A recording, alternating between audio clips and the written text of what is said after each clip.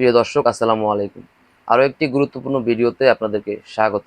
ভিডিওটি গুরুত্বপূর্ণ এই কারণে, ভিডিওটি আমার ওপিনিয়ন বলতে পারেন, আবার পরামর্শ বলতে পারেন।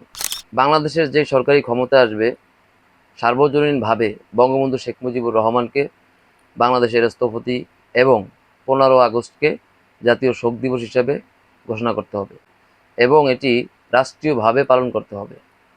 যতদিন না এটা বাস্তবায়িত হচ্ছে বা বাস্তবায়ন হচ্ছে, ততদিন পর্যন্ত বাঙালির লড়াই চলতেই থাকবে এবং বাংলাদেশের স্বাধীনতা ও সার্বভৌমত্ব সার্থকতা পাবে না। বাঙালির লড়াই চলুক বা না চলুক, কিন্তু আমার লড়াই চলমান থাকবে অ্যাজ এ বাংলাদেশের নাগরিক হিসেবে।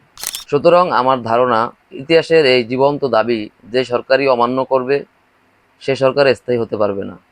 দেখবেন একটা সময় গিয়ে প্রচণ্ডভাবে গণবিস্ফোরণের সম্মুখীন হবে এবং সেই সরকারের পতন ঘটবে।